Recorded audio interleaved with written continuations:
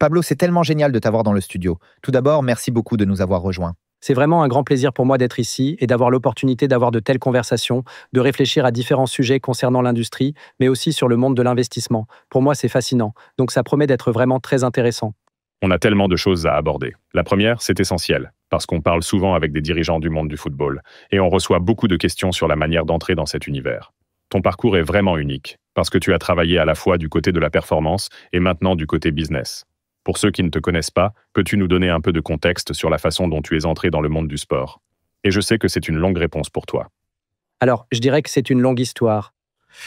Je suis encore jeune, mais en même temps, quand je repense à mon parcours dans le milieu, je me dis que ça fait quand même déjà 20 ans que je travaille dans cette industrie. Donc, j'ai d'abord voulu devenir journaliste parce que, pour être honnête, pour moi, c'était le moyen le plus simple de me rapprocher du monde du football. Et je voulais vraiment travailler dans ce milieu. Mais en même temps, c'était un processus tellement compliqué. Donc, au final, je me suis dit que la façon la plus simple d'y arriver, ce serait de collaborer avec un agent dans ma ville.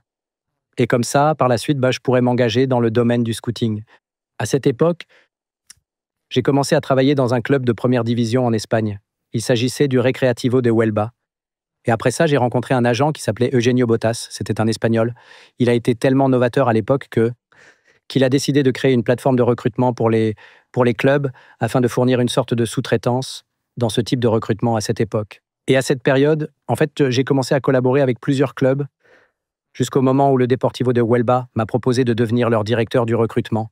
Puis, par la suite, j'ai décidé de partir en Italie afin d'y poursuivre ma carrière italienne. J'ai d'abord commencé en tant que recruteur, puis comme directeur du recrutement à Sassuolo et à la Juventus, avant de devenir directeur sportif à Valence, puis de revenir en Espagne. Je pense qu'il y a 10 ans, c'était une évolution assez naturelle dans ce milieu. Vous savez, le fait de venir du monde du scouting, puis dans le domaine du recrutement de joueurs, etc. Et en fait, la prochaine étape logique était de devenir directeur sportif. Parce qu'à cette époque, on va dire que le contrôle financier n'était pas aussi strict qu'il l'est aujourd'hui. Et disons que les négociations étaient plus simples. Disons-le comme ça. Et vous étiez concentré davantage sur le court terme, plutôt que sur le fait de construire un projet ou d'avoir ce genre d'approche stratégique différente. Donc aujourd'hui, je pense qu'être directeur sportif, en fait, c'est un rôle qui est complètement différent de la façon dont on voyait ce métier il y a 10 ans.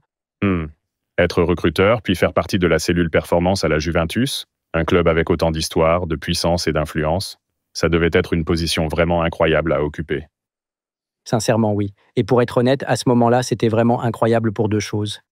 Alors tout d'abord, je dirais que c'est parce que on avait une équipe assez innovante en Italie, notamment parce qu'on préparait des plans stratégiques, que ce soit sur 3 ans, sur 5 ans, et on apportait pas mal d'innovations dans le monde du scouting, ou par exemple, comment créer une bonne méthodologie, des choses comme ça. Et nous avons toujours fait ça avec le soutien de Fabio Paratici à l'époque. Et en fait, pour tout vous dire, vous savez, moi à cette époque, j'adorais voyager. Donc j'adorais vraiment me déplacer, visiter différents stades et vraiment tout ce genre de choses. En fait, je me souviens de ma première année à la Juventus. Je me rappelle m'être dit « Waouh, je suis à Disneyland !» Et comment Marseille est arrivé dans l'histoire? Alors, avant tout, en fait, pour tout vous dire, mon rêve a toujours été de pouvoir travailler dans l'un des 5 grands championnats européens. Donc pour moi, c'était vraiment intéressant d'aller travailler en France. Parce que je me disais « Ok, j'ai déjà travaillé pendant une courte période en Angleterre, en Italie et en Espagne. » Et je me suis dit, là maintenant, concentrons-nous surtout sur la France. Parce que tu sais, différents types de cultures et différentes manières dont le monde du sport ou du football est abordé selon les pays et les cultures. Et ça, c'est quelque chose qui m'a toujours beaucoup intéressé. Et aussi d'avoir la possibilité de jouer en Ligue des Champions. C'était, comment dire, disons que ça a vraiment pesé lourd dans ma prise de décision. Et la dernière chose, c'est que après mon expérience à Valence, où on s'est qualifié 2 fois pour la Ligue des Champions, on a gagné la Coupe, on a aussi joué la demi-finale de la Ligue Europa, et après ça, on a été licencié par la direction, en fait, tout simplement. Donc j'ai eu besoin de retrouver la passion pour le football, tout simplement. Et en fait, je pense qu'il n'y a pas de meilleur endroit en Europe pour retrouver de la passion pour le foot que Marseille. Donc c'était le choix parfait pour moi. Ça t'a fait quoi de te faire virer alors que tu avais fait un super boulot? C'est compliqué à accepter. Parce que, vous savez, en fait, dans le football, il y a une règle. Et c'est cette règle qui décide de ton sort, en quelque sorte, disons. Si tu gagnes des matchs, t'es tranquille. Mais si tu perds, alors disons que c'est là que les problèmes commencent à arriver. C'est une pression juste au final, parce que tu as envie de gagner, et tu ne veux surtout pas te retrouver toi ou ton club en danger. Mais c'est une façon de penser ennuyeuse. Au moment où tu gagnes, forcément, tu ne t'attends pas à te faire virer. Et ça a été vraiment très dur à accepter pour moi. Donc tu arrives à Marseille. Le football, c'est un business qui se base sur les résultats, on le sait tous. Le vrai défi, c'est de trouver un moyen de construire et de se développer sur le long terme tout en maintenant les performances sur le terrain. Comment était l'équipe quand tu es arrivé? Quels ont été les plus gros problèmes à gérer? Alors, tout d'abord, vous savez, c'était une période vraiment difficile, surtout à cause du Covid. Surtout pour un club qui a un stade immense comme le nôtre. Un stade dans lequel il y a près de 67 000 places. Donc, si tu veux, tu dépends énormément de la performance de ton stade. Et c'était quelque chose de vraiment super difficile à faire. En fait, il fallait réussir à transformer l'effectif à travers un changement de modèle dans la Ligue française. Et puis aussi, ça a été tellement éprouvant, je dirais, avec tous les changements qu'il y a eu en France et dans le paysage français, etc. Mais en fait, le plus important, c'était vraiment de réussir à trouver la meilleure performance sportive à court terme, disons-le comme ça. Et ensuite, après ça, c'est là que tu peux commencer à mettre en place tout le reste des protocoles, que ce soit sur le plan commercial, au niveau du stade, etc., mais aussi et surtout d'essayer de faire revenir la communauté locale dans le stade. Et donc, la première chose sur laquelle on s'est concentré, c'est sur le fait qu'on voulait vraiment essayer de ramener les gens au stade. Notre but, c'était d'avoir un stade complet et de réussir à recréer ce genre de lien entre les supporters et toutes les personnes qui ont envie de venir à n'importe quel moment. Vous voyez ce que je veux dire? Ok, alors, avec 67 000 places, quels sont les revenus par match? Et en proportion de ton chiffre d'affaires total, est-ce que tu dirais que la billetterie représente une part énorme? Oui, ça représente une énorme part du chiffre d'affaires. Pour te donner une idée, en incluant les transferts de joueurs, nos revenus fixes, et aussi le fait de jouer la Ligue des Champions, c'est très important. Rien que le fait de jouer la Ligue des Champions peut représenter environ 30% de nos revenus. C'est beaucoup plus élevé que pour les autres équipes, non? Oui, et c'est surtout aussi parce que tu n'as pas de droits médiatiques qui viennent compenser. Ce qui l'a également fait passer à un pourcentage beaucoup plus élevé. Exactement. Mais en même temps, tu sais, pour nous, avoir ce stade, ça représente un véritable avantage compétitif. Alors, bien sûr, il faut aussi prendre en compte différents facteurs, comme les dépenses d'exploitation autour du stade. Et croyez-moi, ce n'est pas vraiment... Disons que ce n'est certainement pas la dépense la moins coûteuse qui existe, Ouais. en comparaison avec d'autres pays, par exemple. Est-ce que tu dirais que c'est plus coûteux de gérer ce stade que dans d'autres pays? Ça dépend du pays, en fait. Par exemple, en Espagne, il existe un système où vous payez 50 ans de location pour 1 euro dans différents clubs. Et vous avez aussi l'État qui s'occupe de couvrir les dépenses de police et de sécurité en dehors du stade. Et vous avez des modèles complètement différents, comme en Italie, qui est par exemple un système mixte, ou en Allemagne, qui est un système encore complètement différent du nôtre. Alors, pour nous, par exemple, comme le stade appartient à la municipalité, on paie un loyer annuel. Donc, en fait, on paie d'énormes frais de sécurité. Parce que pour nous, il est évident que c'est notre devoir d'offrir la meilleure expérience possible à tous nos fans. Et donc, combien ça coûte à peu près de payer la sécurité pour un match? Lors de matchs importants, je dirais que le budget peut dépasser les 500 000 euros. 500 000, tu dis? Juste pour la sécurité du stade? Oui, pour les matchs les plus importants. Tu dois aussi penser à tout ce qui est nourriture et boisson, non? Eh bien, oui, il faut. Alors, en ce moment, on est en train d'y réfléchir, surtout d'un point de vue stratégique, je dirais. Parce que l'une des particularités de notre stade, c'est notamment le fait qu'il se situe dans le centre-ville de Marseille. Donc finalement, on ne récupère pas vraiment toutes les recettes avec la nourriture et les boissons. Parce qu'en fait, il y a beaucoup de bars et il y a aussi beaucoup de restaurants autour du stade, etc., etc. Et donc à cause de ça, ça nous met face à un défi de taille. Comment être rentable tout en maximisant le respect de tout le monde? Parce qu'évidemment, en étant situé en centre-ville, vous créez vous aussi de la valeur pour votre ville. Mais d'un autre côté, c'est vrai que c'est super difficile aussi d'augmenter la nourriture et les boissons si vous avez un stade en centre-ville, tu vois? Oui, c'est super compliqué. Tu veux que la communauté profite aussi des matchs, des pubs, des bars, de tout ça, mais en même temps, tu veux capter un maximum de la dépense des consommateurs. Exactement. Et il n'y a pas une grande tradition de consommation à l'intérieur du stade à Marseille.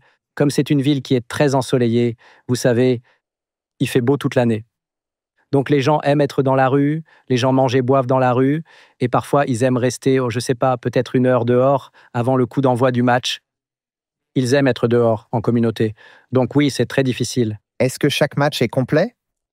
Depuis 2 ans et demi, oui. Si la capacité augmentait à 80 000 places, vous pourriez remplir le stade? Et si oui, pourquoi ne pas augmenter l'offre? Alors, c'est vrai que c'est toujours une bonne question à se poser, mais tu sais, à Marseille, en fait, il faut toujours savoir garder un équilibre avec la composante populaire, parce qu'il s'agit aussi d'une des zones les plus pauvres. C'est l'une des zones les plus pauvres en Europe. Ouais. Et c'est une ville avec un très grand niveau une très grande différence socio-économique, vous voyez? Et c'est une composante dans votre ville que vous devez absolument respecter. Et c'est quelque chose que j'adore dans cette ville. Parce que pour nous, l'Olympique de Marseille et le football en général à Marseille sont tellement populaires qu'on a pris la décision d'offrir à nos fans 26 billets clés, ce qui fait presque une moyenne de 12 € par match, si on compte la Ligue des Champions et aussi la Ligue 1 et le championnat national. Alors c'est vrai que oui, on est fiers aussi de maintenir ce niveau de popularité, parce que ça crée votre ADN en quelque sorte. Seulement 12 € le billet, c'est incroyable. C'est si vous prenez l'abonnement de la saison. En fait, oui, avec la carte d'abonnement de saison, ça revient à ce prix. C'est vraiment incroyable. Augmente le prix de tes billets. Ouais, mais non, Augmente-les, il mon vient pote. juste de t'expliquer pourquoi ils ne le font pas. Parce que tu as l'un des quartiers les plus pauvres à côté, et ça alimente la base de fans. Donc c'est une bonne idée. Mais si tu le fais, alors tu ne rempliras pas ton stade. Tu n'auras pas l'atmosphère que tu veux créer. Eh bien, c'est intéressant. Si vous augmentez les prix, est-ce que vous vendriez toujours tout? Je pense que oui. Oui. Vous prendriez simplement l'argent des consommateurs. Ouais, mais dans ce cas, tu renonces à ton ADN. Donc en fait, la stratégie, ce n'est pas d'augmenter le prix des billets dans tout le stade. La stratégie, c'est de créer une segmentation où vous pouvez, où vous pouvez faire une optimisation de votre stade tout en gardant votre ADN. C'est vrai que c'est toujours une conversation très stratégique à avoir, et c'est pourquoi nous réfléchissons beaucoup à comment optimiser les différents bureaux et les services d'accueil, quelle segmentation et configuration dans le stade on pourrait améliorer pour que ce soit en fait un endroit où tout le monde peut trouver sa place dans le stade. Vous voyez? Tout à fait. Parce qu'une des meilleures choses à propos de Marseille, c'est quand tu vas au Vélodrome et que tu vois l'ambiance qui s'y crée.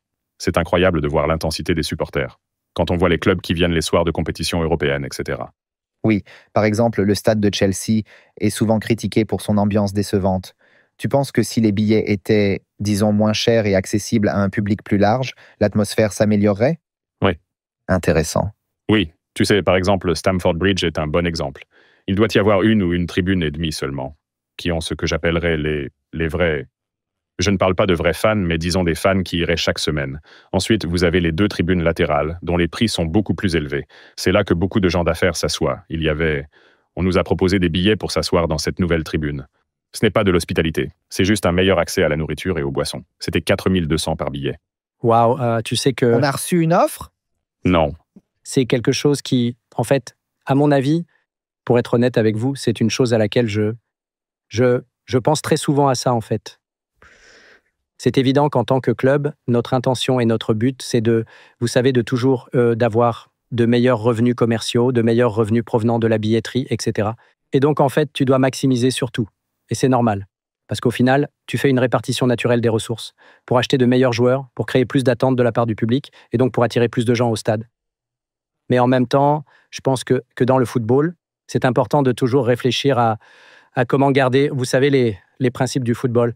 Et pour moi, les principes du foot, c'est que c'est avant tout un sport populaire. Et donc, en fait, tu dois absolument avoir ta base de fans principale, celle qui va venir au stade régulièrement. Et en même temps, oui, d'un autre côté, tu dois te demander, OK, quel est le meilleur modèle économique que je peux tirer de mon stade? Selon moi, je dirais que l'une des choses les plus importantes, c'est d'avoir un stade qui fonctionne tous les jours de l'année. C'est quelque chose de vraiment super important, en fait.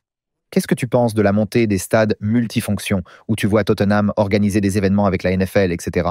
Comment tu te sens par rapport à cette idée de multifonction? Tu penses que c'est quelque chose que chaque club devra adopter pour maximiser ses revenus? Absolument, oui. Et je crois que c'est quelque chose qui est très lié à la technologie du terrain. Parce que, en fait, tout dépend de la qualité de ton terrain et de ta pelouse plus précisément, mais aussi de la technologie associée qui permet de le garder en bon état. Et évidemment, le but est de jouer dans les meilleures conditions possibles. Donc pour moi, tout repose là-dessus. Et combien est-ce que vous investissez dans votre terrain chaque année? Alors je crois que l'année dernière, on a dû investir environ 1 500 000 € dans l'entretien du terrain. Je suis désolé d'être encore naïf, Est-ce que c'est beaucoup comparé aux autres équipes? Non, c'est dans la moyenne, je dirais. Surtout parce qu'en ce moment, en fait, je prends en considération le fait qu'on ait dû changer la pelouse. Parce que nous, en fait, on a une tournée de concerts importante qui se déroule en été dans notre stade. On essaie d'optimiser au maximum le processus. Tu vois, on essaie par exemple de le faire pendant 3 semaines en été, afin d'organiser le maximum de concerts qu'on peut. Donc, on doit changer la pelouse très régulièrement. Et aussi, on doit vraiment l'entretenir chaque année, avec tous les différents produits possibles qui existent, etc. Parce qu'en fin de compte, la qualité de votre spectacle dépend beaucoup aujourd'hui, dans le football comme dans le divertissement, de la qualité de votre terrain. À quel point la victoire et les performances sur le terrain sont-elles importantes? Et quelle influence ça a sur le business que vous pouvez générer grâce à ça? Je prends l'exemple de Manchester United, qui a été bien en dessous des standards attendus sur le plan sportif pendant de nombreuses années, mais dont les performances au niveau corporate et business sont restées très solides. Je dois dire que chaque club a un modèle particulier, ça c'est sûr. Mais pour moi, je dirais que les résultats sportifs sont au cœur de tout, pas vrai? Parce que je ne pense pas que vous puissiez avoir un impact commercial sans avoir les performances sportives qui vont avec. Parce que les gens ne vont pas venir au stade pour voir une équipe qui n'est pas performante sur le terrain, en fait. Donc pour moi, c'est vraiment le plus important de tout. Et en fait, il faut essayer de se demander, parce que c'est ce que je dis toujours, quelle est la chose la plus importante dans un club de football? Certains vont dire, c'est le stade, c'est le côté commercial, c'est les revenus, ou encore c'est la marque. Il faut gagner. Parce que si vous gagnez, vous pourrez continuer à créer des revenus commerciaux et des gens se déplaceront dans votre stade. Le plus important, c'est de gagner. Il faut gagner et réussir à maintenir la meilleure performance possible sur le terrain. Parce que le but, c'est de répondre aux attentes des fans. Et il faut mettre tout le monde sur la même ligne d'objectif. Le plus important, ce sont les joueurs, car ce sont eux les principaux acteurs, et leur rôle est de gagner les matchs.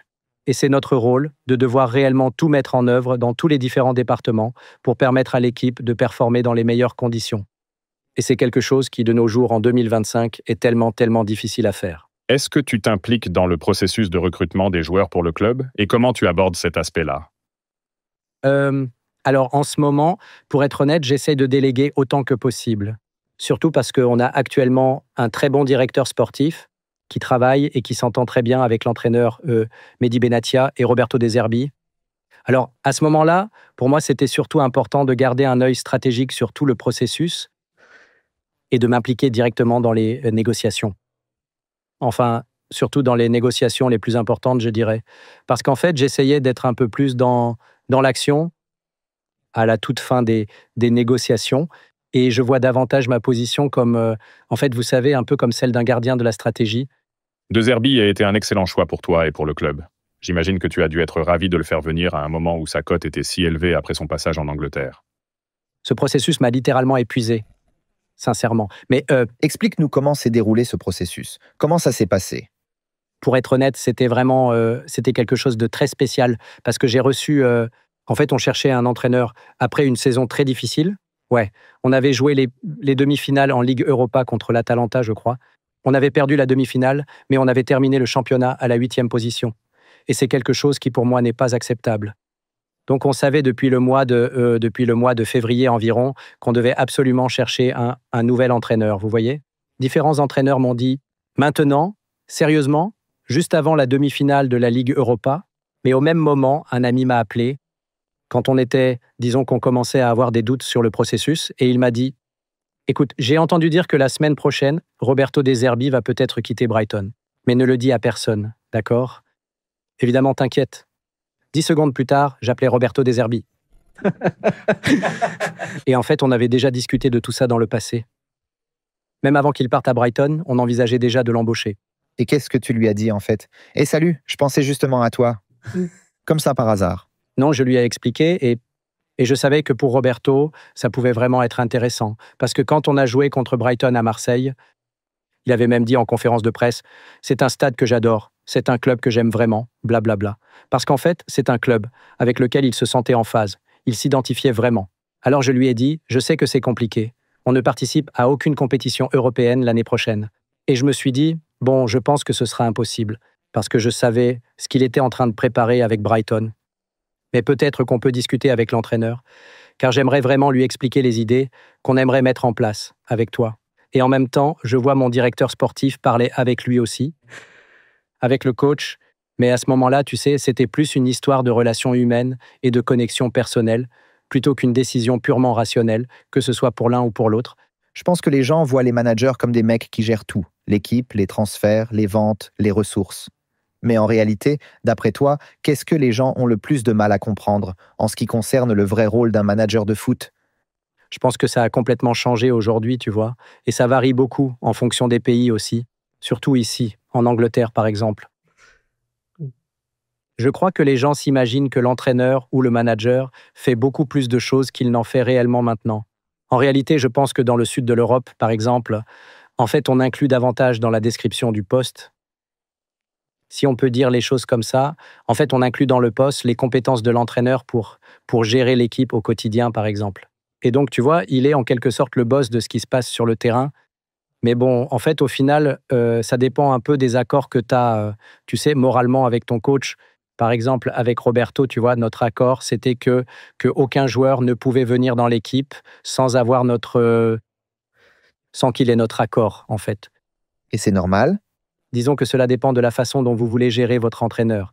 Et évidemment, si vous voulez avoir un entraîneur super talentueux et l'un des meilleurs entraîneurs en Europe, vous devez faire certaines concessions, disons.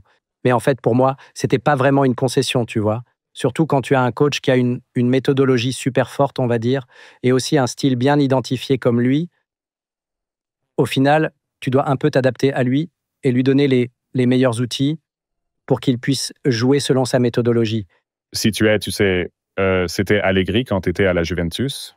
Oui. C'était le même genre de discussion? Est-ce qu'il voulait ce niveau de contrôle ou certains étaient plus détachés et simplement heureux de se concentrer sur le coaching?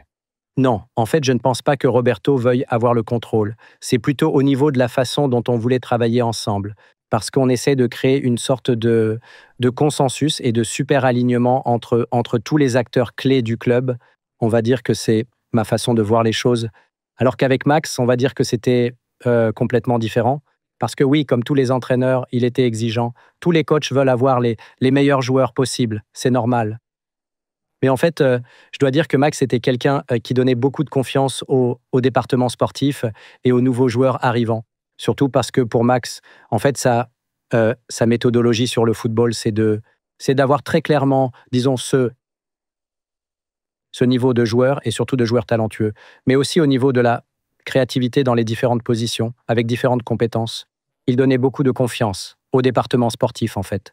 Donc, est-ce que Roberto vient te voir et te dit « Pablo, je veux ce joueur, va me le chercher ». Est-ce qu'il fait ça avec toi?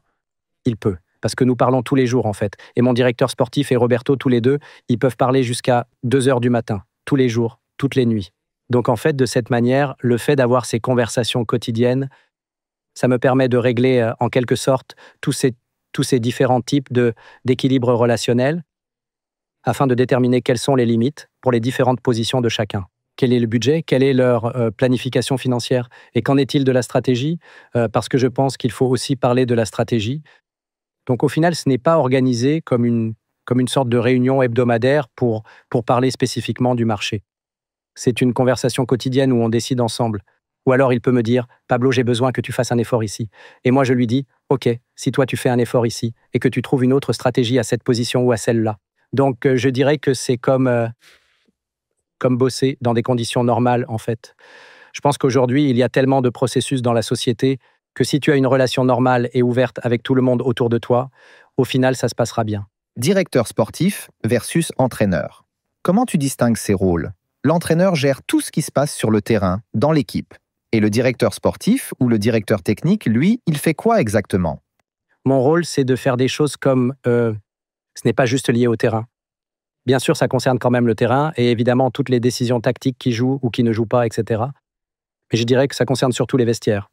Je pense que l'entraîneur doit être il doit être le patron du vestiaire. Et il doit aussi contrôler toutes les relations internes qui se passent là-bas. Et je pense qu'il doit maintenir ce type de leadership au sein du groupe. Il doit aussi maintenir sa position. Et en tant que directeur sportif ou technique, ce que ça veut dire, c'est que tout le monde doit sentir qu'il est l'intendant venant du club. Parce qu'il possède à la fois la stratégie et parce qu'il possède aussi l'influence pour prendre les décisions les plus critiques. Et il doit savoir comment mettre différents niveaux ensemble sans jamais, comment on dit déjà, sans jamais délégitimer le leadership de l'entraîneur dans le vestiaire. Donc, ce sujet va naturellement nous emmener sur le côté financier, sur lequel on reviendra plus tard. Mais en ce qui concerne le marché des transferts, comment ça se passe pour toi maintenant, sur le marché européen, où les montants des transferts ont littéralement explosé? Les montants nécessaires pour pouvoir recruter des joueurs sont vraiment énormes, pas seulement pour les primes à la signature, mais aussi pour les salaires. Comment est-ce que tu gères ça? Comment tu as fait face à cette inflation générale du marché, ciblé des joueurs et, avec un peu d'espoir, réussi à les recruter pour le club? Je suis d'abord resté là-bas pendant 1 mois et demi en réfléchissant à cette question. Comment réussir à être compétitif? Parce que vous avez d'abord une énorme distance avec la Première Ligue. Vous avez aussi une grande distance avec les grands clubs européens, selon votre point de vue. Et vous savez, une année, vous êtes en Ligue des Champions, la suivante, vous n'y êtes plus. Donc déjà, c'est bien d'être toutes les années en Ligue des Champions. On va dire que c'est ma première réponse. La deuxième réponse, je dirais que ce serait d'aller sur les marchés où les autres ne vont pas. C'est justement ce qu'on essaye d'analyser en ce moment. Parce que si tu vas là où tout le monde va, tu finis par payer trop cher. Tu entres dans un marché saturé et l'inflation fait que tu perds toute possibilité de trouver de la vraie valeur. Où est-ce que tu penses qu'il reste encore de la valeur là où les autres ne vont pas? Pour moi, je dirais que c'est une question de tranche d'âge. Parce qu'en ce moment, on voit tous les nouveaux investissements qui arrivent dans le milieu du football. Tout le monde se dit, bon, allez, je vais acheter un joueur de 21 ans, parce que je pense qu'il jouera bien pour moi et qu'il prendra de la valeur. Donc au final, je me dis que je crée de la valeur, que j'obtiens un retour financier, que je génère du cash et des résultats financiers. Donc en ce moment, on va dire que tout le monde joue un peu à ce jeu-là. Ce que je comprends parfaitement, c'est logique. Surtout puisque l'un des principaux mécanismes du football, c'est le commerce des joueurs. Donc c'est évident. Mais en même temps, ça crée une surinflation dans cette tranche d'âge particulière, parce que tout le monde se précipite dessus. Et donc, en termes de stratégie, je réfléchis donc à comment rester compétitif sans toucher à ce marché surinflationné. Est-ce que ça veut dire que tu t'intéresses à des joueurs plus jeunes? Plus jeune ou plus âgé? Ok, prenons l'exemple de Højbjerg, d'accord? Tu as un joueur, il joue pour Tottenham, un club très compétitif en Première Ligue. Quelle est ta manière de vendre Marseille dans ce cas-là? Comment tu positionnes le club face à un joueur comme lui, en lui disant « C'est ici que tu dois venir, voilà pourquoi on est différent ». Alors, 2 choses là-dessus, surtout parce que je pense que quand tu arrives à un stade de maturité dans ta carrière, ton objectif principal est de jouer la Ligue des Champions chaque année. C'est la chose la plus importante pour un joueur comme Pierre, par exemple. Donc, ce qu'on vendait avant tout, c'était un projet fondé sur la passion, sur l'amour du football, mais aussi sur le fait d'être dans un environnement différent, tout en essayant de jouer la Ligue des Champions chaque saison. Donc à ce moment-là, quand tu arrives à maturité dans ta carrière, tu commences à chercher non seulement, tu sais, un plan de carrière du genre « je vais en Angleterre et je me développe ». Après ça, tu te dis « bon, comment je peux être stable au plus haut niveau ? Comment ressentir les émotions ? Comment sentir que je suis important dans un projet ?» Pierre, par exemple, lui, il a un leadership naturel. Et donc, à ce moment-là, je pense que ça s'est automatiquement accordé avec l'ambiance, en fait. Surtout parce qu'il parle français. Et aussi parce qu'il a joué avec notre directeur sportif, Mehdi Benatia, à Bayern. Donc, c'était un peu comme, d'accord, c'est le mélange parfait. Et en même temps, tu sais que, je veux dire qu'en fait, tu es dans un marché qui fonctionne par tranche d'âge. Et ça veut dire qu'il n'y a presque plus personne qui veut investir dans ces joueurs-là. Pierre est né en 95. Donc, on a investi en lui quand il avait environ 29 ans, je crois. Oui, alors en soi, je vois ce que tu veux dire.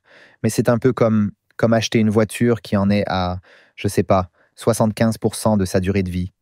Genre, ouais, elle roule encore, mais la vraie valeur de revente derrière est nulle. Tu t'inquiètes pas de ça? Non, parce que je veux avant tout garantir le résultat sportif. Viens travailler à Chelsea, s'il te plaît. Donc, ce que tu te dis en gros, c'est « je vais l'acheter un peu moins cher parce que personne ne veut mettre autant d'argent pour un joueur de 29 ans ou presque 30 ans et je suis prêt à encaisser sur la revente. On le revendra à… » Non, je vais continuer à amortir, disons, d'un point de vue financier. Parce que la valeur que je prends, en fait, elle ne concerne pas le transfert du joueur. Il s'agit de sa performance et de sa stabilité qui m'aideront peut-être à avoir des joueurs plus jeunes pour jouer à ses côtés et apprendre de lui. Exactement, c'est pas seulement la valeur de revente. Si le joueur te fait atteindre la Ligue des Champions, son transfert est déjà rentabilisé. On peut dire la même chose pour un Aubameyang, non? Oui, et c'est... Aubameyang marque les buts qui te mettent dans une meilleure position, même s'il commence à être âgé. Et son impact sur le terrain justifie l'investissement. Ouais, non, disons que c'est une conversation stratégique qu'on a eue ensemble cet été avec Aubameyang. C'est une vraie question. Tu préfères investir 50 millions, 1,5 million ou 20 millions d'euros en capex pour un joueur de 23 ans? Ou alors, est-ce que tu préfères avoir un joueur comme Aubameyang avec son niveau de jeu et gratuitement? Donc on s'est dit, OK, pas de capex pour Aubameyang. On va juste payer son salaire parce qu'il connaît le club et il était en très grande forme même quand il jouait en Arabie Saoudite. Donc je préfère avoir cette performance sportive plutôt que de prendre le risque avec un joueur qui doit encore s'adapter, créer de la valeur avec lui, etc. Mais en même temps, tu vois, à cette position, on a des joueurs comme Aubameyang et Guiri qui sont tous les deux nés en 2000 et on a un joueur comme Robin Obas qui lui est né en 2007 et qui joue juste derrière eux. Et à ce moment-là, on voit que Robin Obas arrive à performer aujourd'hui parce qu'il se sent stable. Peut-être que c'est grâce à Aubameyang qui prend toute la pression sur lui. Et Guiri, qui la saison dernière a été très très bon, et il est très bon cette année aussi. Donc tu vois, ça enlève toute la pression pour le jeune. Alors, quand tu as un Aubameyang gratuit, est-ce que tu prévois quand même un bonus à la signature pour le convaincre de venir, puis un salaire plus élevé, que tu peux compenser parce que tu ne payes pas de transfert? En fait, ça dépend souvent de l'âge. Mais dans ce cas-là, ce n'était pas nécessaire. Parce qu'il avait exprimé le souhait de revenir jouer à Marseille, donc... Mais pour d'autres joueurs dans certains clubs que tu signes, il y a des frais de transfert, oui. Au final, pour moi, le bonus et le salaire, on va dire que c'est un peu la même chose en fait. Il faut tout compenser. Sauf que l'un est payé en une seule fois et l'autre pas. Non, pas vraiment, parce qu'au final, tu dois le payer et tu dois payer des impôts dessus. Donc pour moi, c'est comme le salaire. Tu dois verser un salaire plus élevé pour un joueur qui arrive gratuitement. Tu parlais tout à l'heure de trouver de la valeur là où les autres n'en voient pas. Et j'adore cette idée, j'adore avoir ce genre de discussion. Un exemple de ce genre de trouvaille pour moi, c'est Mason Lee. Comment tu as pensé à lui? Parce que c'est une décision un peu controversée. C'est clairement un grand talent, mais c'est aussi un pari, de trouver de la valeur là où les autres n'en voient pas. Alors du coup, je pense que ça nous amène à une autre question, qui est la suivante. Est-ce que je suis en train de prendre la bonne décision? Et sincèrement, à ce moment-là, je devais prendre la bonne décision selon ma perspective, mais aussi en fonction de, disons, en fonction des valeurs de mon club. C'est le premier point, parce que on parle de foot avec des valeurs, et moi, j'aimerais bien pouvoir dormir tranquille toutes les nuits. Donc, vous comprenez? Et en fait, de cette manière, pour être tout à fait honnête, on a fait une vraie collecte d'infos venant des différents clubs où il a joué pour voir quelle était la situation, ce qui s'était passé, etc. Et ensuite, je me suis demandé, est-ce que je me sens vraiment à l'aise pour diriger ce club avec les infos que j'ai? Et donc ma réponse a été oui, absolument. Surtout au moment où tu as toutes les informations. Donc à ce moment-là, on va dire que tu profites d'une situation avantageuse sur le marché, parce que tu sais que ce joueur est super talentueux, qu'il va jouer pour toi, pour ton équipe, et que tu as cette opportunité grâce à une circonstance passée. Et en fait, c'est à ce moment-là que tu te dis que tu es en train de prendre la bonne décision. Alors celui-ci, ok, on y va. Vous étiez tous d'accord? Alors non, il y a eu un désaccord individuel à la table, seulement avec une seule personne. Mais au final, tu sais, au moment où la décision est prise, c'est terminé. Passons à la deuxième partie. Une fois que tu as recruté le joueur et que tu l'as bien en main, à quel point est-ce important de bien gérer la communication avec tout le monde à l'extérieur pour continuer le travail que tu as fait? Et est-ce que tu adoptes l'approche du genre « il faut qu'on fasse ça » ou plutôt « non, on va le faire comme ça, peu importe ce que les autres en pensent ». Franchement, pour moi, c'est très simple en réalité. Si tu es convaincu par ta stratégie de communication, les choses se feront tout naturellement. Mais si jamais tu doutes, et si tu forces un peu les choses, disons, alors ta communication sera toujours bancale. Parce qu'au final, tu ne seras pas crédible aux yeux des autres. Mais en même temps, en fait, tu sais très bien que tu vas devoir trouver une vraie stratégie de communication. C'est évident. Il faut être honnête. Il suffit seulement d'expliquer pourquoi on a pris cette décision, mais avec transparence, en détaillant le processus le plus possible et surtout en expliquant comment on en est arrivé là. Et après ça, eh bien, ce sera le moment où les gens jugeront ta stratégie, en fait, tu vois?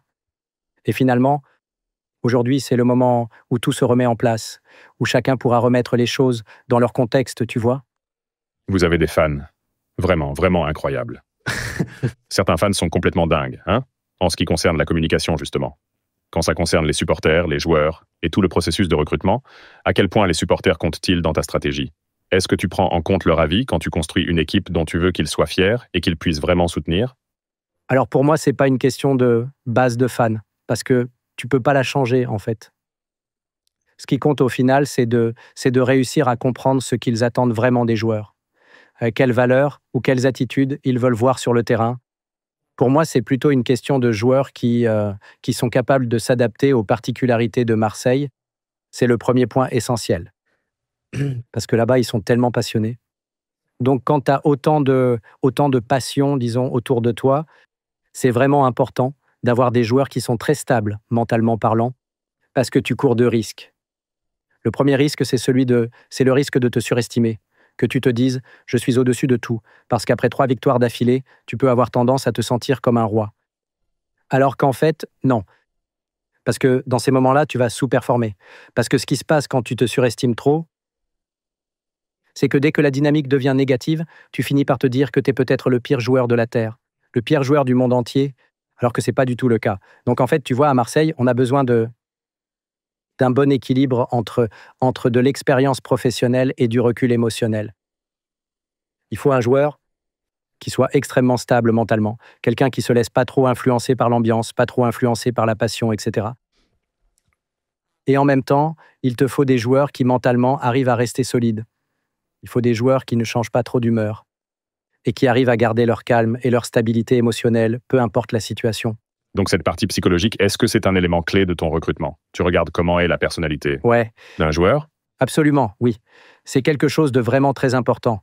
Et en ce moment, je pense que c'est quelque chose qui fait la différence pour créer un groupe, justement. Parce que le football n'est pas un sport individuel. Vous devez rassembler entre 22 et 25 personnalités différentes. Oui, un peu comme avec Mbappé. Non, c'est pas vrai. Je plaisante les gars. Sors d'ici. C'est pour rire, je vous jure. Je suis juste un homme d'affaires. Qu'est-ce que Steve Pagliuca avait dit? Quoi? Quand Steve Pagliuca parlait des fans et... Ah oui. Il a dit que la chose la plus difficile, c'est de séparer l'émotion du ressenti des fans, c'est-à-dire de ne pas laisser l'avis des supporters dicter tes décisions. Les fans disent « on veut virer l'entraîneur, on veut virer l'entraîneur ». Et il faut vraiment une grande force de volonté en tant que propriétaire pour se dire « non, je vais continuer à croire en l'entraîneur et ignorer ce que vous avez à dire ». C'est exactement ce dont je parle, que ce soit à court terme, à moyen terme et à long terme, tu vois. Et si jamais tu arrives à créer de la confiance entre les acteurs clés du club, alors tu peux mettre en place ta propre stratégie. Parce que l'une des phrases qu'on avait l'habitude de se dire, entre nous, c'était « concentrons-nous seulement sur les choses qu'on est en mesure de contrôler ». Les facteurs externes, eux, malheureusement, on ne peut pas les contrôler. Il faut absolument en tenir compte. Parce que sinon, tu risques de perdre la tête et de ne pas agir correctement pour le club. Il faut que tu restes ferme sur tes convictions, il faut se concentrer sur les bonnes décisions et avancer avec assurance. Par exemple, le cas de Rabiot cet été a été très controversé, mais il fallait avoir confiance en notre stratégie et agir en conséquence. Imagine que tu as ton meilleur joueur et tu dois prendre la décision difficile de le mettre sur le marché des transferts, à cause notamment de ce qui se passait dans les vestiaires, par exemple. C'est vrai que ce n'était pas la décision la plus populaire, mais on l'a prise parce qu'on pensait vraiment que c'était la meilleure décision pour le groupe sur le long terme, mais à court terme, ce n'était pas la plus appréciée. C'est compliqué. J'avais une question concernant le transfert dont tu as parlé, le fait de les mettre sur le marché. Pour ce qui est de recruter des joueurs, je pense qu'on apprend beaucoup de ces erreurs. Alors, selon toi, quel pourcentage des transferts sont de bonnes décisions par rapport aux mauvaises? Je pense que je suis dans la moyenne, sincèrement. Et je dis toujours que, vous savez que si vous avez plus de positifs que de négatifs, par exemple, je pense qu'il y a plus de positifs que de négatifs. Disons autour de 60-40. Ça me paraît un bon ratio. Surtout parce que, comme je l'ai dit, au final, tu travailles avec du capital humain, tu travailles avec des émotions, tu travailles avec beaucoup de choses. Et psychologiquement, tout le monde n'est pas fait pour jouer dans un club. J'ai toujours dit qu'il n'y a pas de bons ou de mauvais joueurs. Il y a des joueurs qui sont bons dans un certain contexte et il y a des joueurs qui sont mauvais pour le même contexte. Selon toi, Quelle a été ta plus grosse erreur et quelles leçons en as-tu retenues quand tu y repenses? Honnêtement, c'était d'aller à l'encontre de mes propres convictions. J'ai une théorie à propos du foot. Pour moi, le football, c'est comme un immeuble. Donc, tu as le premier étage, puis le deuxième et le troisième. Et donc, si tu es au 7e étage, eh bien, tu ne peux pas prendre un joueur qui est au 2e étage parce que l'écart est trop grand. Et j'ai toujours pris 2 exemples dans ma carrière pour illustrer ça. Si par exemple Erling Haaland est ce qu'il est aujourd'hui, c'est parce qu'il a fait de très bons choix à chaque étape de sa vie, que ce soit Molde, Salzbourg, Dortmund, City. Waouh! Et donc, chaque étape était la bonne. Et donc, tu te dis, OK, il est arrivé au sommet, mais maintenant, si tu prends un autre parcours, comme par exemple avec Alexander Isak, parce que Alexander Isak, en fait, il est parti très jeune de IK Sogndal en Scandinavie pour aller directement à Dortmund, sans passer par les étapes intermédiaires. En fait, il aurait dû d'abord passer par Willem II aux Pays-Bas, puis Real Sociedad, ensuite Newcastle, puis Liverpool, pour arriver au sommet de la pyramide. Mais il faut franchir ces étapes une par une. À chaque fois, chaque fois que j'ai fait l'erreur de ne pas prendre le bon joueur au bon niveau ou de choisir un joueur qui n'était pas au bon étage dans ce bâtiment, eh bien je me rends compte que c'était une grosse erreur. Je vais à l'encontre de mes propres convictions. Donc, si on reprend cette analogie, tu te considères comme étant le 7e étage dans ton esprit, ou plutôt le 6e? Et je dis ça avec tout le respect du monde, mais si on pense à la prochaine étape logique, tout le monde rêve de finir au Real Madrid ou au Barça. Au fond, le rêve de chaque gamin, c'est de jouer au Bernabeu. Alors, est-ce que tu te considères comme le 6e étage? Et qu'est-ce que tu penses de ta position actuelle, et à ce que ça implique pour choisir le bon joueur à recruter pour ton club? Pour moi, j'aimerais positionner le club de façon à ce que ce soit possible. Enfin, tu peux le faire à partir du moment où tu es très stable en Ligue des Champions. Pour viser le haut de la pyramide, il faut jouer régulièrement la Ligue des Champions. On commence à faire ça. Donc, par exemple, vendre Luis Enrique à l'Inter Milan, c'était justement dans l'optique de vendre un joueur à un club qui est en haut de la pyramide. Et dans ce cas, ici, ce qui compte le plus pour moi, en fait, je pense que c'est très important de prendre des joueurs qui sont peut-être à l'étape qui est juste au-dessus de toi et de faire le recrutement sur des opportunités qui sont seulement à 1 ou à 2 niveaux, en dessous de ton propre niveau. Mais c'est surtout une question d'être opportuniste et de développer ton talent à la maison. Je ne sais pas, par exemple, en ce moment dans l'équipe, on a 3 joueurs qu'on a pris très jeunes, qu'on a formés dans notre académie et qui arrivent maintenant en équipe première. C'est une voie. Une autre voie, c'est de prendre des joueurs qui sont déjà un niveau au-dessus. Une autre, c'est les opportunités à un niveau en dessous. Laquelle de ces voies fonctionne le moins? Parce que, dans ma tête, j'ai l'impression que prendre quelqu'un qui joue à Madrid, par exemple, et le faire descendre, est la solution la moins susceptible de réussir.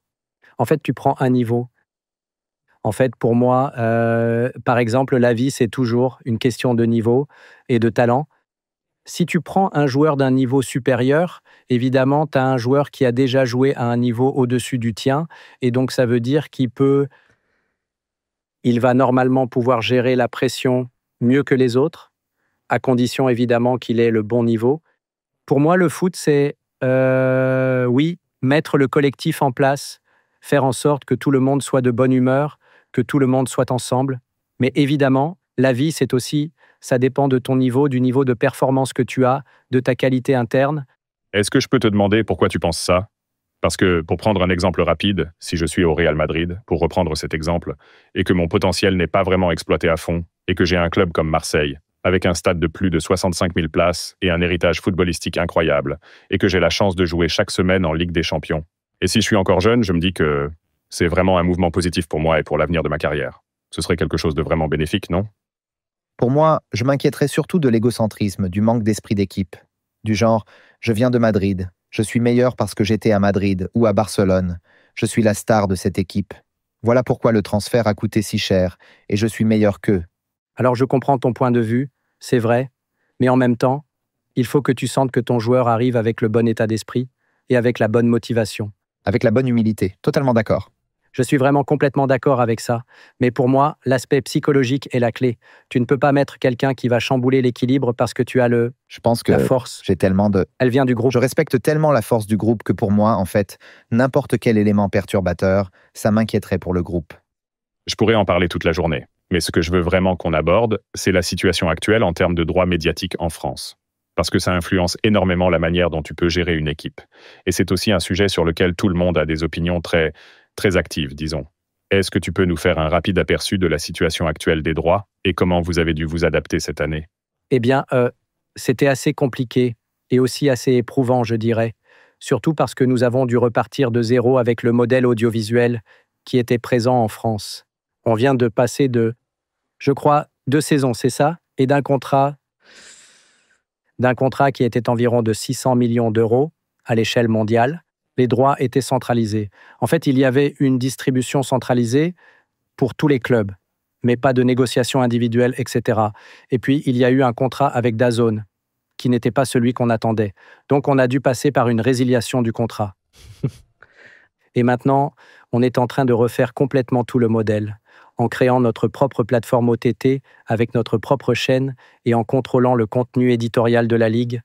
On fonctionne actuellement avec 8 matchs, plus un match supplémentaire sur Being Sport, pour lequel il verse une garantie minimale chaque saison. Ok, je comprends. Et ça passe de 600 à environ 150 cette année, c'est ça?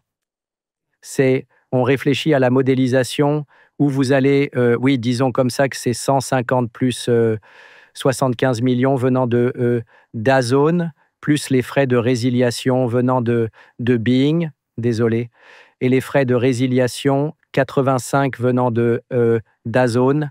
Donc, si on regarde ça au niveau du club, combien vous rapportait la centralisation avant et combien ça vous rapporte aujourd'hui, cette année, avec le direct-to-consumer? Alors, disons-le ainsi, en fait, pour cette prévision globale, on est passé d'environ 40 millions d'euros à environ entre 17 et 18 millions d'euros en prévision pour cette saison. Alors, ce que je voudrais savoir, c'est comment vous arrivez à exister aujourd'hui? Comment vous fonctionnez maintenant? Comment vous existez? Est-ce que dans un marché où, tu sais, avant, tu avais ces sources de revenus, et c'est pour ça que c'est vraiment intéressant de parler des droits télé, surtout dans ce pays où c'est une part essentielle des revenus. Les clubs sont littéralement construits là-dessus. Si tu retires ça, la majorité d'entre eux seraient... ils seraient dans une situation catastrophique. Donc, quand tu te retrouves dans une situation comme ça, où tu perds ta principale source de revenus, comment tu t'adaptes pour être sûr que ça ne ruine pas complètement ton business? La Sainte Ligue des Champions. C'est ça jusqu'à présent. Gagner la Ligue des Champions. Non, mais c'est vrai qu'il s'agit de participer à la Ligue des Champions. Donc, il faut s'assurer d'être très conservateur sur ta stratégie sportive. C'est quelque chose qui peut sembler un peu sévère, mais en gros, ce que ça veut dire, c'est ne prends pas de décisions risquées avec ta stratégie sportive, parce que tu dois être en Ligue des Champions chaque saison. Et en fait, c'est aussi ça qui t'aide à développer les autres protocoles, c'est-à-dire être très concentré sur comment optimiser ton stade, comment optimiser tes revenus commerciaux, tes sponsors, et aussi comment réfléchir différemment à la gestion des transferts de joueurs. Tu vois, ça met par exemple beaucoup plus de pression sur les transferts. Financièrement, selon toi, comment la Ligue des Champions peut changer le bilan d'un club de foot? Si tu y participes ou si tu n'y participes pas? C'est quoi la différence? Alors dans notre cas, soyons très clairs. Ce changement dans notre budget représente entre 30% et 40% pour un club français. 30 à 40% de tout le budget? Wow! Qu'est-ce que ça représente en termes d'argent? Je suis désolé, c'est genre quoi? 30, 40 millions? Est-ce que c'est... Alors, faut savoir que c'est beaucoup plus que ça. Déjà parce que, en fait, tu comptes sur des revenus fixes venant de la Ligue des Champions, ensuite sur les primes liées aux résultats et aussi les bonus des différents sponsors, et puis beaucoup plus sur les revenus des jours de match, parce que tu joues de bons matchs dans ton stade. Donc, tu dirais que c'est environ dans les 80 millions? Alors, t'es un peu en dessous. Quoi? En fait, on s'approche des 90 millions. Entrez tous dans la Ligue des Champions. Allez-y, entrez dans la Ligue, les gars, je vous jure. C'est scandaleux. Mais c'est possible de s'en sortir si tu es en Ligue des Champions. Et qu'en est-il de l'équilibre compétitif en France pour ceux qui n'y sont pas? Là, ça devient vraiment problématique, non? C'est le vrai problème, oui. Et je le dis sincèrement, c'est ce que la Ligue commence à ressentir. Tu vois, c'est pour ça qu'il est très important d'être en Ligue des Champions au moins 2 ou 3 années de suite, parce que ça te fait creuser l'écart avec les autres équipes, à la fois commercialement et au niveau sportif aussi. Alors là maintenant, la question c'est de savoir comment tu peux t'assurer de combler cet écart. Il faut réussir à le combler pendant un moment. Et ensuite, c'est là que tu crées cet avantage compétitif par rapport aux autres. Et c'est là vraiment le problème stratégique clé. Il faut aussi réfléchir à comment, à ce moment-là, tu utilises l'argent qui vient de la Ligue des Champions, en fait. Il faut garder cette stabilité dans l'effectif, dans les résultats sportifs, mais en même temps, tu dois te demander comment est-ce que je peux investir.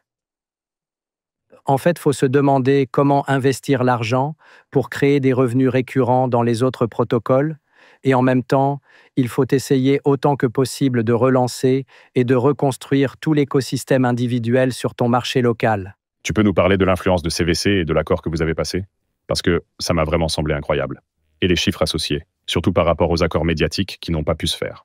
Pour donner un peu de contexte, je pense que LFP Media est essentiellement une scission de la partie commerciale de la Ligue, dans laquelle LFC et CVC ont investi. Je crois qu'ils ont environ 13% pour 1,5 milliard d'euros, ce qui valorise le tout à plus de 11 milliards d'euros. D'un point de vue extérieur, c'est une énorme transaction, une valorisation colossale. Comment est-ce que ça aide les clubs? Et comment cet argent est-il utilisé pour les équipes de la Ligue? Mon opinion là-dessus, c'est que c'était à un moment où tout le monde avait besoin de liquidité à cause du Covid. Et c'était quelque chose qui était presque, tu sais, comme une bouffée d'oxygène qui passait, qui allait directement au club. C'était vraiment nécessaire à ce moment-là parce que tous les clubs avaient des difficultés financières. Mais le principal problème, en fait, c'est que ça a eu pour conséquence que cet argent n'a au final pas été alloué pour créer des revenus récurrents. Donc finalement, ça n'a pas aidé autant que ça. C'était un impact à court terme pour sauver beaucoup de clubs, en fait, pour sauver beaucoup de besoins en liquidité de différents clubs. Il y a eu évidemment une inflation des salaires et des dépenses d'investissement dans les joueurs, mais finalement, ça ne crée pas de revenus récurrents. Est-ce que Marseille arrive à garder l'équilibre? C'est compliqué. Nous essayons d'atteindre l'équilibre en jouant la Ligue des Champions. D'accord. Donc l'équilibre, c'est en participant à la Ligue des Champions. Vous avez un propriétaire américain et les propriétaires américains ont souvent de gros moyens. Est-ce que vous subissez une pression pour que ce soit une entreprise rentable ou est-ce qu'il veut la gérer comme une entité où l'ego prime sur tout? Pour moi, il s'agit d'avoir le bon équilibre et c'est la bonne nouvelle à propos de notre propriétaire, Franck. C'est que finalement, il sait comment trouver le bon équilibre parce que la durabilité dans le football est nécessaire. Donc, absolument, oui. Et j'y crois fermement, je crois qu'il faut être durable, c'est certain. Mais en même temps, concernant le foot, je dirais qu'il comprend parfaitement que le foot concerne aussi le fait d'avoir la meilleure stratégie. Les résultats financiers sans la stratégie et sans avoir la connaissance du paysage de la Ligue et des particularités de cette industrie sont en fait très difficiles à obtenir. Et donc il comprend ça, ce qui veut dire qu'il a le bon dosage, tu vois.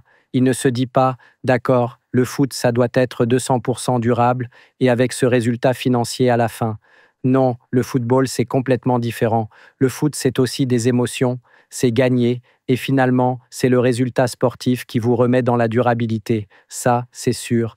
Mais en même temps, il ne faut pas se dire « D'accord, concentrons-nous entièrement sur le résultat sportif », car ce serait aussi une mauvaise gestion de la part d'un nouveau groupe de gestion.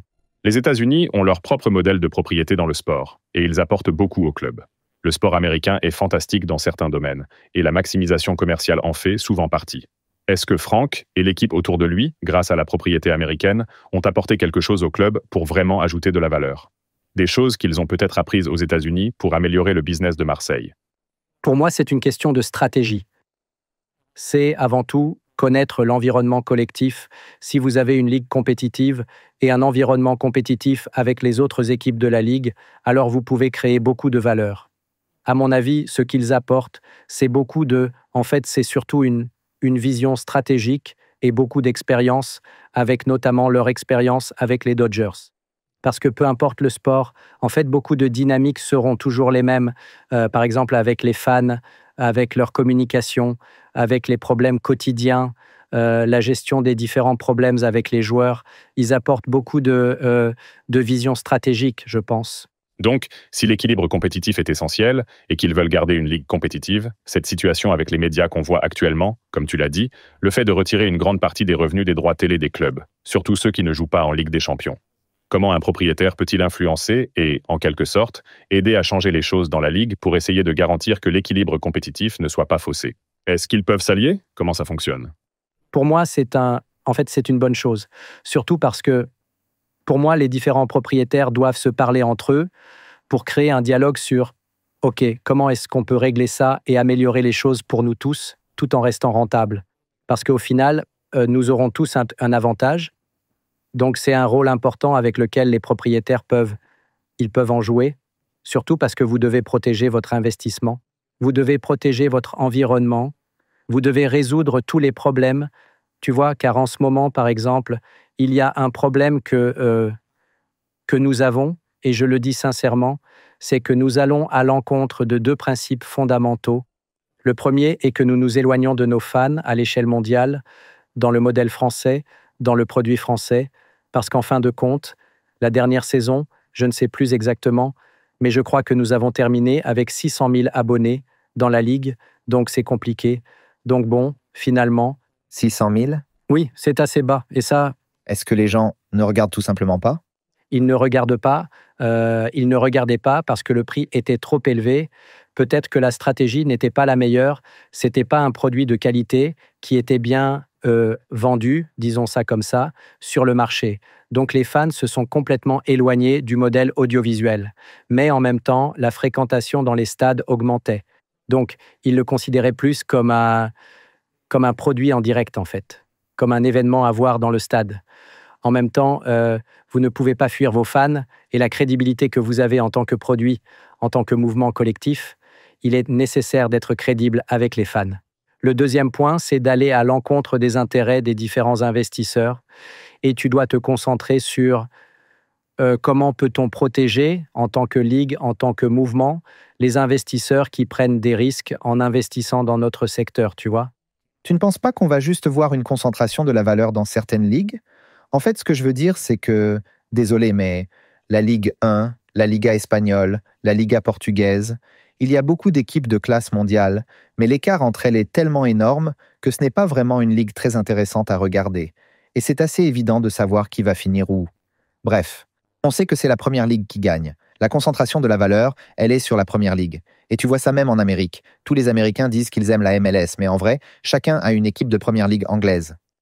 Non, mais ça, c'est sûr. Non, ce n'est pas une question de pardon ou pas. Il s'agit d'assumer la réalité, et c'est une chose à laquelle nous devons réfléchir collectivement, parce qu'enfin, oui, si nous avons... En fait, hier, je discutais avec un ami, et on se disait, OK, dans la compétition entre les différentes ligues, on va donner le trophée à la première ligue, mais ils ne le feront pas. D'accord, c'est sûr. En ce moment, on se demande comment le reste de la ligue peut réfléchir ensemble à... Comment pouvons-nous créer quelque chose de différent qui peut tous nous permettre d'être compétitifs? C'est ce à quoi je pense actuellement d'un point de vue stratégique global. Qu'est-ce que tu penses que la Première Ligue a fait pour gagner? Parce que si tu regardes, la plupart des clubs ne sont pas vraiment viables financièrement en termes de compte de résultats et de gestion d'entreprise. Alors pour moi, il s'agit de 3 choses. La première est la tradition. La deuxième est de mettre tout le monde dans le stade et de créer un événement où l'on sent que tout le monde est dans le stade. La dernière, c'est la qualité, car la qualité a beaucoup augmenté. Évidemment, en fait, ça s'est vu au cours des dernières années. Il y a différentes raisons. La langue, l'anglais, qui est une langue internationale. Ensuite, le talent des dirigeants, surtout venant d'une perspective de ligue, sur comment avoir cette vision commerciale de ton produit. Et tu peux l'exporter, pas seulement au niveau national, mais aussi à l'international. C'est une fidélité qui s'acquiert avec tes fans, avec tes diffuseurs, avec tes partenaires. Il y a beaucoup de raisons là-dedans qui les aident à réussir. Mais si on regarde ça et qu'on applique exactement ce que tu viens de dire à la France, on a l'héritage, l'histoire et la tradition. Il y a des clubs fantastiques, que ce soit Marseille, Lyon. Il y a des clubs avec une histoire très forte. Il y a aussi des supporters extrêmement passionnés. Géographiquement, c'est très beau. Les gens ne parlent pas forcément la langue. Mais beaucoup de gens aimeraient vivre dans le sud de la France, j'en suis sûr. Donc, tu as tous les avantages là-dessus. et c'est un pays très agréable à vivre. Après, il s'agit juste de, je suppose, de trouver ce petit quelque chose en plus qui te permette de rivaliser avec des ligues comme la Première Ligue, par exemple. Mais, je sais pas, est-ce qu'ils ont juste été au bon endroit, au bon moment? Tu sais, les années 90 et le début des années 2000 pour le foot, c'était la période où ils ont pu faire monter les prix très haut pour les droits. Parce que c'est vraiment là-dessus que tout est construit, non? Les droits ont fait monter la valeur commerciale, et maintenant, tu ne peux plus construire un modèle là-dessus comme on vient de le dire. Donc si tu veux développer quelque chose, tu ne peux pas juste te dire « on va se rendre super attractif pour les médias ». Il faut réfléchir autrement. Complètement. La Première Ligue pourrait le faire, et donc, c'est une question de timing autant que toute autre chose. Mais tu dois penser aux différents secteurs et il faut réfléchir genre, d'accord, quelle est l'innovation que je peux apporter à mon produit? Il ne s'agit pas de mettre une caméra ici qui... Non, vous devez offrir de la qualité, c'est certain, mais vous devez penser, d'accord, vous avez le Made in France, faites quelque chose autour de ça. Vous avez une tendance fantastique, tu sais, à l'international sur le style de vie. Et donc, comment on pourrait créer cette synergie entre le style de vie et peut-être le football? Comment penser un peu en dehors des sentiers battus et créer une sorte de tendance internationale qui peut vous aider un peu plus? Ce n'est pas seulement une reconstruction, d'accord, prenons le paysage médiatique et reconstruisons-le. Il s'agit de penser différemment à partir de votre propre produit et comment créer des synergies avec le football finalement. En fait, oui, bien sûr que c'est une industrie très importante. Mais aujourd'hui, nous devons penser au football non seulement comme une industrie, ce qui était d'ailleurs déjà une erreur à la base de penser au foot comme une industrie, mais ce n'est pas seulement toujours une question de s'élever et d'être dans l'industrie du sport. Alors oui, ça peut être l'étape suivante, mais nous, à Marseille et en France, en général, on doit aller beaucoup plus loin et se dire que si tu veux être innovant et essayer de créer un mouvement, il faut commencer à envisager ça comme une industrie purement de divertissement. Et donc, oui, faire ce double saut était quelque chose de nécessaire, je pense, si vous voulez être compétitif un jour avec la Première Ligue d'une certaine manière. Mais tu as parlé de court, moyen et long terme tout au long de la discussion, et c'est ce qui sous-tend les conversations qu'on a habituellement. Mais là, j'ai presque l'impression que c'est là où je vois le plus grand avantage pour toi. Vous avez été forcé d'aller vers le direct au consommateur, D2C. Mais le D2C, c'est une discussion que beaucoup de ligues et d'organisations ont depuis longtemps. Donc le défi maintenant, si je fais partie du groupe propriétaire, c'est de s'assurer collectivement qu'on finance et qu'on maintient nos clubs en vie pendant que ce modèle D2C se met en place. Pendant qu'on essaie de combler l'écart par rapport à ce qu'on avait avant avec les médias. Mais dans 5 à 10 ans, on pourrait avoir l'une des meilleures plateformes D2C de football au monde. Vous avez dû le faire tôt, mais si, inévitablement, quand la Première Ligue ne pourra plus compter sur ses tiers, sur les chiffres, et qu'ils n'auront plus de matchs à vendre, donc qu'ils ne pourront plus continuer à augmenter les prix, vous l'aurez déjà fait. Tu vois, là tu parles directement à ton fan. Il t'appartient. Ce n'est pas celui de Sky, ni de Design, ni de Bein. C'est ton Clairement. public à toi. Il t'appartient. Oui, c'est vrai. Évidemment, je ne vais pas tout révéler sur nos stratégies, mais forcément, il faut s'adapter. Il faut avoir une vraie stratégie CRM pour connecter les abonnés de ta chaîne avec tes données. Il faut réfléchir à ça. Vous avez un gros budget tech? Parce que là, tu parles de data lake et de CRM. C'est mon domaine, donc forcément, ça m'intéresse. Bienvenue dans la conversation. Ouais. Parce que normalement, les équipes sportives sous-investissent chroniquement dans la technologie. Absolument, oui. Alors, combien vous investissez chaque année dans la technologie? Et comment vous voyez l'évolution de l'investissement des clubs sportifs dans la tech pour les prochaines années? Sincèrement, pas tellement. En ce moment... Jetez la stratégie de Dan par la fenêtre. Ok, c'est noté. Non, je veux dire, pour l'instant, pas tout de suite. Pour l'instant, c'est important qu'on ait la bonne stratégie et qu'on transforme le business. Pour ce qui est des différents aspects et savoir comment est-ce que ça t'affecte, ça va concerner surtout comment tu répartis tes investissements. Et en ce moment, l'une des allocations clés concerne pour moi sincèrement la technologie, le CRM, la création de lacs de données, comment se connecter avec vos abonnés dans le canal et aussi en tant que club, comment créer ce langage et comment communiquer avec eux, comment aider le canal et tout ça. Tu penses que vous dépensez combien chaque année dans la technologie? Je peux dire que, alors je dois évidemment vérifier le budget, mais je pense qu'on dépense environ 1,8 en technologie. Est-ce que c'est la moyenne? C'est bas, c'est vraiment faible par rapport à ce qu'il faudrait pour la transformation. Là, sincèrement, si on parle de technologie, il faut réfléchir à comment avoir une stratégie d'IA collective pour le club. Et aussi, avoir une vraie stratégie sur comment optimiser tous les processus, parce qu'en fait, ça peut te permettre d'être beaucoup plus efficace dans ton business. Il faut réfléchir à comment créer de nouveaux processus depuis ton département sportif, comment créer une analyse différente qui n'est pas ce que tout le monde utilise, faire les choses à ta manière. Il s'agit de savoir commencer dans l'intelligence de marché, mais différemment. C'est savoir comment faire les choses autrement en se basant sur la technologie. Pour moi, là maintenant, la technologie et le foot, c'est un énorme avantage compétitif si tu l'utilises correctement. Je crois pas que quelqu'un pense comme toi dans le foot, en tout cas pas parmi les gens que je rencontre. Aucun des dirigeants à qui je parle ne sait ce que c'est, un lac de données. Je dis pas ça méchamment, hein, mais je pense que tu serais d'accord avec moi. Oui. Mais pour moi, en ce moment, c'est savoir, OK, qu'est-ce qu'il y a à l'extérieur? Et peut-être que c'est peut-être la situation en France qui m'oblige à penser comme ça. J'ai besoin d'avoir autant d'avantages compétitifs que possible venant de l'extérieur et que je n'utilise pas traditionnellement pour avoir un avantage, parce que sinon, je ne peux pas garder ma compétitivité. Si je te donnais 100 millions de dollars aujourd'hui, dans quoi tu les investirais pour le club? Quelque chose dans lequel tu n'investis pas déjà actuellement. Tout d'abord, dans les infrastructures. Oui, mais concrètement, ça serait quoi? Tu parles des infrastructures du stade, Ouais. c'est bien ça? Oui, vraiment faire un nouveau stade, parce que c'est le retour sur investissement le plus rapide. Le deuxième, ça serait le CAPEX joueur, parce que j'aimerais avoir mes résultats de sportif. Je ne parle pas du moment de l'investissement, mais bien de sa durée. Les infrastructures, les joueurs, le CAPEX joueur, et troisièmement, la technologie, je pense, à l'heure actuelle. Quatrièmement, disons-le ainsi, la quatrième chose, ça concerne plutôt ça serait quelque chose comme comment transformer ton entreprise en te basant sur la culture. Bien, j'aime ça. Et la jambe droite d'Erling Haaland. Son angle d'orteil. Une seule néanmoins. Son angle d'orteil. Tu ne peux avoir qu'une seule jambe. Allez, dernière question de ma part. Si tu regardes, disons, les 5 prochaines années pour Marseille, qu'est-ce que tu aimerais accomplir pendant cette période pour amener le club là où tu sais qu'il peut aller? À quoi ça va ressembler concrètement? D'abord, gagner le prochain match, gagner le mois prochain, se qualifier pour la Ligue des Champions. Dans cette période, gagner un trophée qui t'aide à assurer la durabilité du club.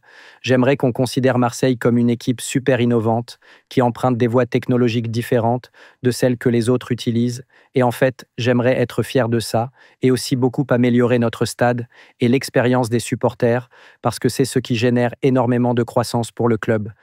Et aussi, gagner des matchs, gagner des trophées, être innovant en allant là où les autres ne vont pas encore, et beaucoup développer l'expérience des supporters, mieux se connecter au niveau digital pour créer une communauté internationale, parce qu'on a beaucoup de valeurs qui peuvent être intéressantes pour les fans à l'étranger notamment. Pablo, c'était vraiment génial. J'adore faire ça. J'adore aussi ta maîtrise du compte de résultats. Le fait que je te pose une question sur le coût du terrain et que tu puisses me le sortir comme ça, ou sur le budget de la tech et que tu sois capable de faire pareil. Franchement, mec, c'était fantastique. Alors, merci beaucoup. Oh, de rien. Et en ce moment, c'est vraiment très important que les dirigeants dans le foot aient un énorme levier et aussi une bonne connaissance des finances et du fonctionnement des processus. Je crois que pour avoir une vraie stratégie et proposer une stratégie solide, il faut aussi être orienté finance. Alors viens par là et dis-nous tout. Oui. Merci beaucoup. Merci beaucoup.